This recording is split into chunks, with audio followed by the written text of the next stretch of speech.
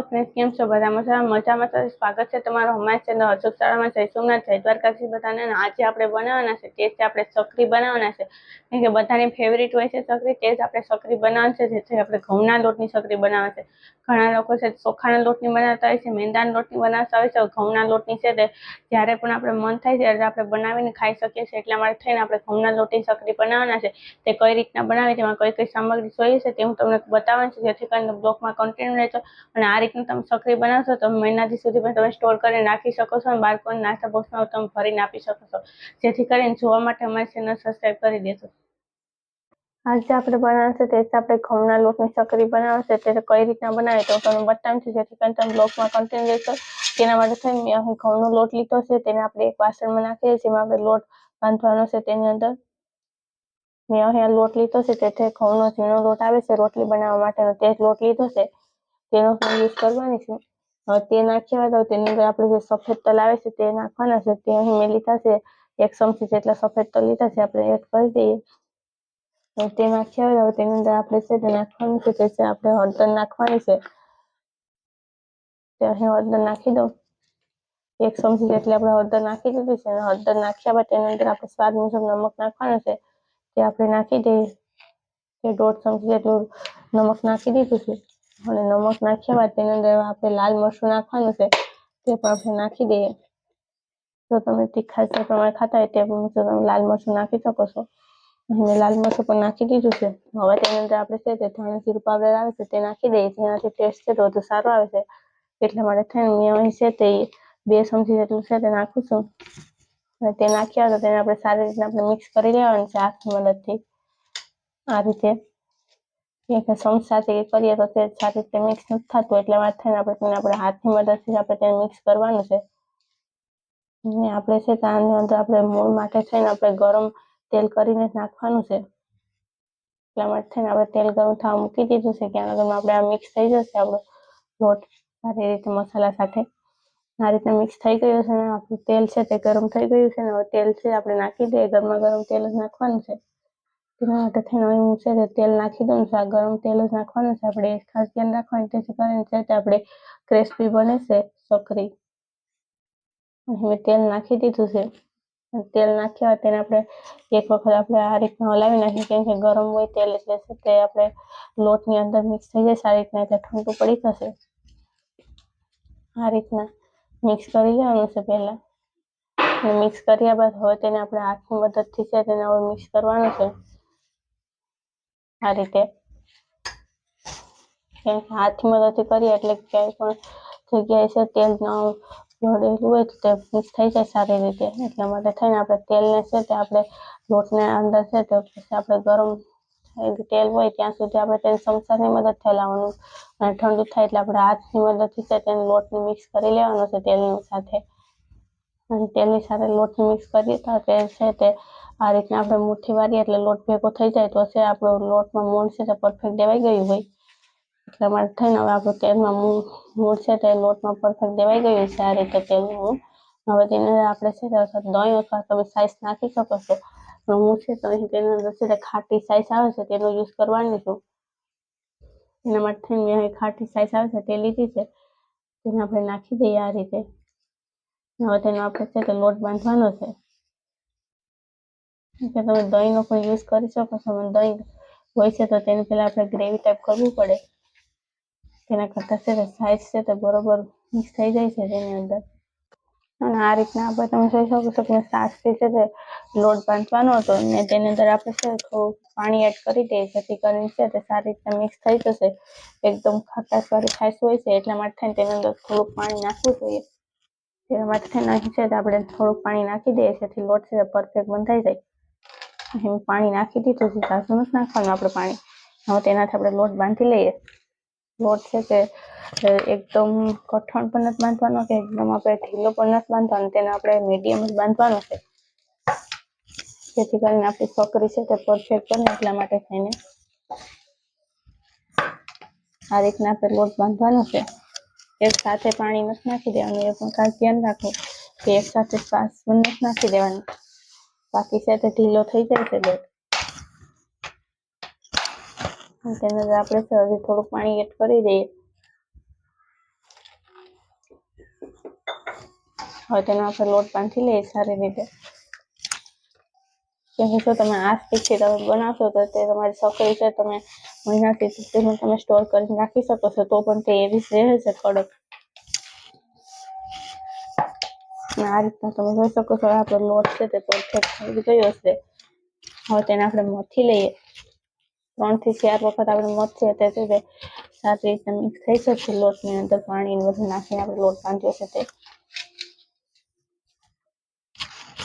આ રીતે તમે જોઈ શકો છો આપણો લોટ છે તે મથા છે તે સરસ થઈ ગયો છે આ રીતે.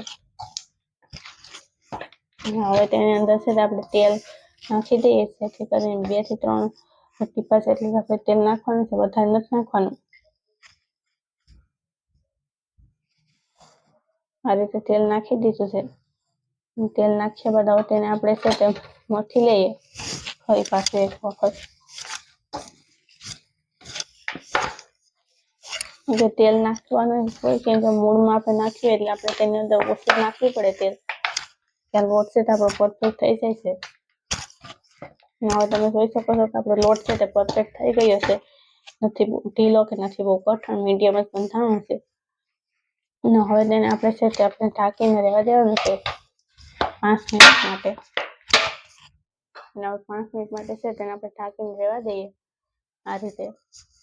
હવે આપણે 5 મિનિટ થઈ ગઈ છે. આપણે લોટને જોઈ લઈએ કેવો થયો છે તે. 5 મિનિટ થતાં આપણો લોટ છે તે સારી રીતના કોણમાં આવી ગયો છે આ રીતે. હવે તેને ફરી આપણે 1 થી 2 વખત મથી લેવાનું છે. આ રીતે મથી લીધા બાદ હવે તેને આપણે છે તે આપણે મશીનની અંદર છે આપણે કરવાની છે આપણે સકરી. તે અહીંયા મશીન લીધું છે ને તેની અંદર આપણે છે તે આપણે સારી જે આવે છે તેની અંદરની જે સકરી બનાવવાની સ્પેશિયલ જારી આવે છે તેનો જ આપણે યુઝ કરવાનો છે. જે સકરી બનાવવાની છે તે આ સ્ટાર વાળી છે તે સારી આવે છે તેનો યુઝ કરવાનો છે. તેના માટે છે પહેલા તો આપણે છે તેની ઉપર છે તેલ લગાવી લઈએ આ રીતે. અને જે આપણે મશીનનો આપણે નીચેનો ભાગ હોય છે તેમાં પણ તેલ લગાવી લઈએ જેથી કરીને ક્યાંય છે ચીપકે નહીં એટલા માટે તેને આ રીતના. હવે તેને આપણે ફિટ કરી દેવાનું છે મશીનમાં. ફિટ કર્યા બાદ તેની અંદર પણ આપણે મશીનમાં પણ આપણે તેલ લગાવવાનું છે. આ રીતે મશીનની અંદર પણ તેલ લગાવી લઈએ. આ રીતે મશીનમાં તેલ લગાવ્યા બાદ જ હવે તેની અંદર આપણે છે તે લોટ નાખવાનો છે આ રીતે. તેને આપણે 2 ભાગ કરી લીધા છે. ડિપાર્ટમેન્ટ કરીને જ આપણે નાખીએ જેથી કરીને છે તે સારી રીતના આપણો લોટ છે તે અંદર ભરી શકે એટલા માટે તેને આ રીતના જ આપણે નાખવાનો છે લોટ.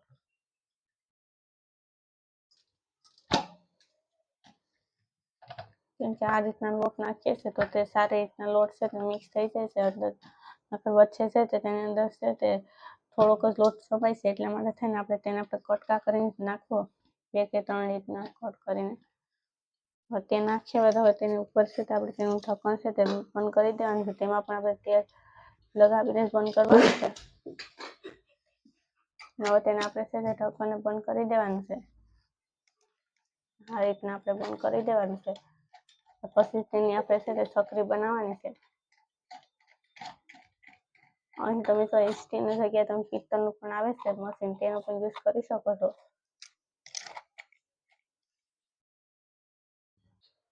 હવે તેને આપણે આ રીતના આપણે છે તેની આપણે સકરી બનાવવાની છે.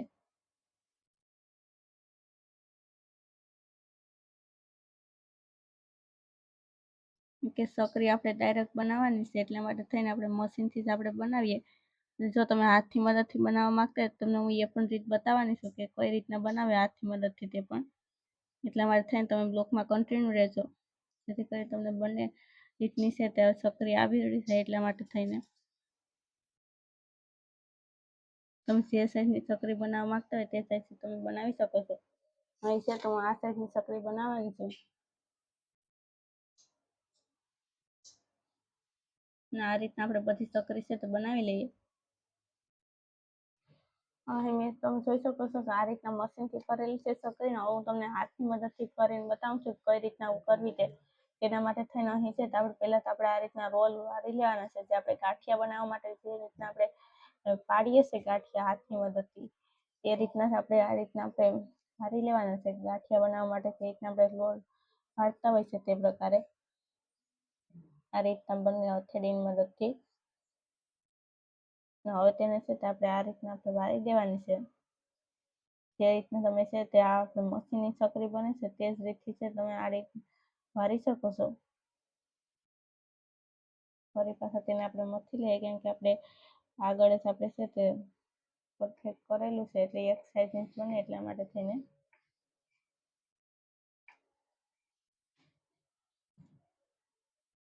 આ રીતના પણ તમે બનાવી શકો છો ચકરી. તે ઘણા લોકોને ચકરી ખાવાનું મન તો થતું હોય પણ છે તે અહીંયા મશીન ના હોય તેને લીધે છે તે બનાવી નથી શકતા. તે લોકો છે તે આ રીતના પણ બનાવી શકે છે હાથની મદદથી. આ રીતના આપણી ચકરી છે બની ગઈ છે, તમે જોઈ શકો છો. જે રીતના આપણે મશીનની ચકરી છે તે જ રીતના આપણે આ હાથની મદદથી બનાવેલી ચકરી છે તે બની ગઈ છે. હવે આપણે છે તે તેલ થઈ ગયું છે ગરમ, તેની ઉપર આપણે તળી નાખીએ. હવે તમે જોઈ શકો છો આપણું તેલ ગરમ થઈ ગયું છે. તેની અંદર આપણે છે લોટ નાખીને ચેક કરી લઈએ. લોટ ઉપર આવી જશે એટલે આપણું તેલ થઈ ગયું હોય. અને આ રીતે તમે જોઈ શકો છો કે આપણો લોટ ઉપર આવી ગયો છે એટલે આપણું તેલ છે તે પરફેક્ટ થઈ ગયું છે. ગેસની ફ્લેમ છે આપણે મીડિયમ રાખીને તેની અંદર આપણે છે તે આજના આપણે ચકરી બનાવી છે તે આપણે તળી લેવાની છે. તે ચકરીને પેલા આપણે નાખી દઈએ આ રીતે.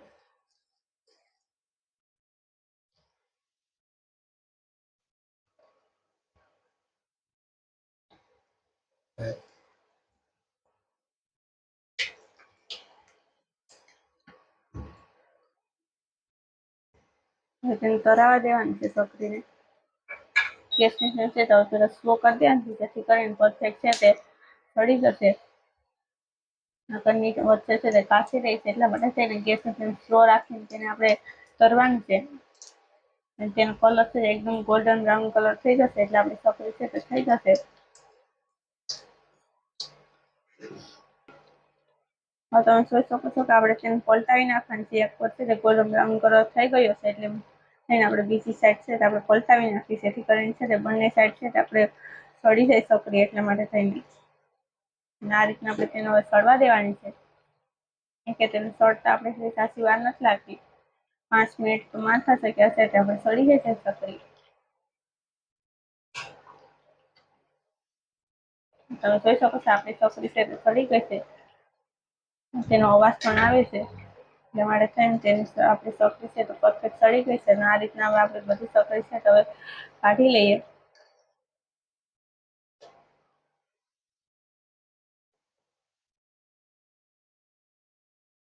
તમે જોઈ શકો છો બજારમાં મળે છે તેવી જ આપણી ચકરી બનીને રેડી થઈ ગઈ છે. આ રીતના હવે બધી ચકરી છે આપણે બનાવી લઈએ. હવે તમે જોઈ શકો છો કે આપણી ચકરી બનીને રેડી થઈ ગઈ છે. જે બજારમાં મળે છે તેવી જ આપણી ચકરી બની છે. અને આ રીતના તમે ચોક્કસ એક વખત ટ્રાય કરજો બનાવી, કેવી સરસ મજાની આપણી ચકરી છે તે બને છે. અને તે કરકરી ચકરી બને છે. તમને હું બતાવું છું અંદરથી પણ કેવી સરસ મજાની ક્રિસ્પી બને છે આ રીતની. એટલે એમ જ થઈને તમે ચોક્કસ એક વખત ટ્રાય કરજો બનાવવાની. અને આ છે તમે તેને મહિનો દી સુધી પણ તમે રાખી શકો છો, 15 દી સુધી પણ તમે રાખી શકો. તે પણ તે આવી જ રહે છે. અત્યારે જે આપણે બનાવીએ ત્યાં જેવી કડકડી હોય છે તેવી જ રહે. એટલા માટે તમે ચોક્કસ એક વખત ટ્રાય કરજો બનાવીને. અને નવા હોય તો ચેનલને લાઈક કરી દેજો, સબસ્ક્રાઈબ કરી દેજો અને શેર કરી દેજો. કોમેન્ટમાં બતાવજો તમને આ વિડીયો કેવો લાગે છે તે.